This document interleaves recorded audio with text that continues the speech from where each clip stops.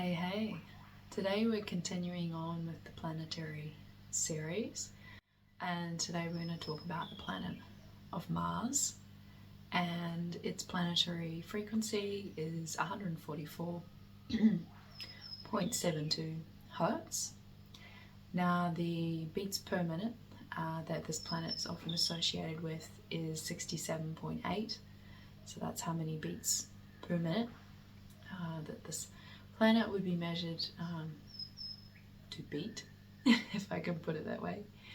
Now, the colour often associated with Mars, even though we may think of it as a red planet, is actually the colour blue, especially when you're getting into more of the chakra energy systems that are often used in the sort of Hindu Brahmi cultures, or culture, should I say. And the day of the week that Mars is often related to is Tuesday. So you may find that you can embody a lot more of the Mars energy on a Tuesday of the week. Give that experiment a go. See if it works for you. And it's often related to supporting strength of will and very much a focused energy. The tone that it's often associated with is D, and the astrological archetype in Western astrology that it's often associated with is Aries, being the first astrological archetype in the astrological year for the Western astrology. And some other attributes that Mars, or the planet of Mars, is often associated with is that it's often seen to have quite a, what we might call a masculine focused energy, will and vitality for achievement. Now, when I'm using this kind of term of like masculine, it doesn't necessarily mean men. It can be, well, not just human, but also there's a type of energy that is trying to describe that can be found in many aspects of nature, and of course within the human. Not that humans are separate from nature, just wanted to make that clear.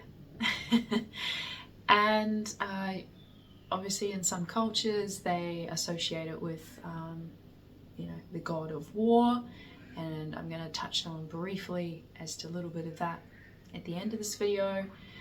We won't be talking too long on this planet, but I am going to go through about 7 other sort of attributes that Mars can help you enhance your life with. One being that it can stimulate physical energy, another being that it can boost courage, another is enhancing initiative, another is promoting assertiveness, another is supporting physical healing, and the last one I wanted to mention is also enhancing passion.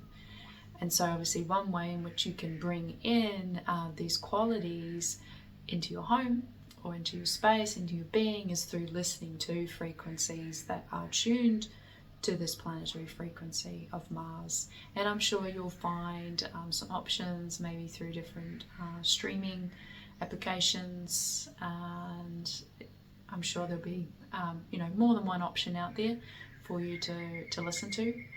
And yeah, it can just help bring in some of these qualities that we've just spoken about.